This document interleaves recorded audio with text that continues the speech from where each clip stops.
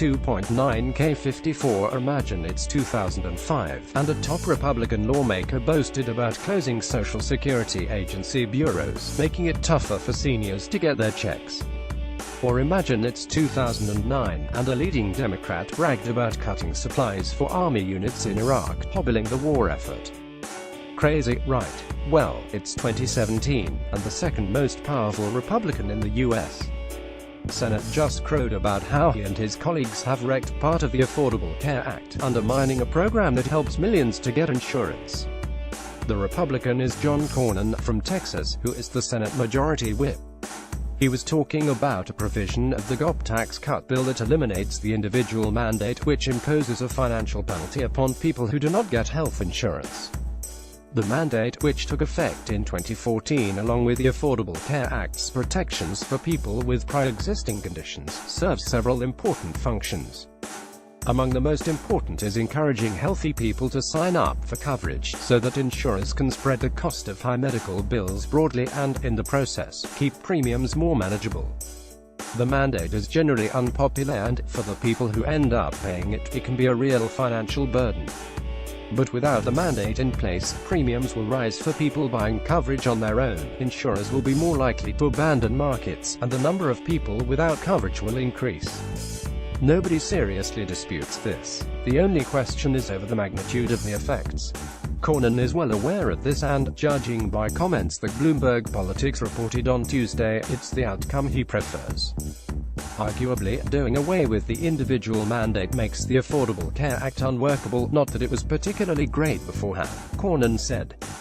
Hopefully this will precipitate the bipartisan negotiation on what we need to do as an alternative. This is hardly the first time a prominent Republican has suggested that a collapse of the Affordable Care Act's marketplaces would spark a political crisis, forcing Democrats to negotiate with Republicans over crafting a new system. President Donald Trump has made the same argument repeatedly. And although Trump frequently says the program is collapsing on its own without his help, the reality is that his administration has actively undermined the program by, for example, slashing funding for enrollment outreach and cutting off a set of key payments to insurers. These moves have already taken a toll. The number of Americans without insurance, which had reached historic lows, has started to tick back up.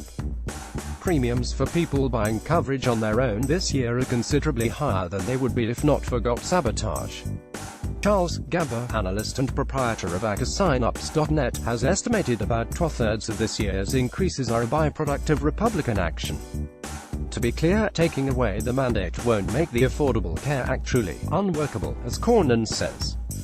Millions will still qualify for Medicaid in states that have expanded the program. Millions more will still get comprehensive coverage at affordable rates, thanks to federal tax credits that largely insulate them from rising premiums.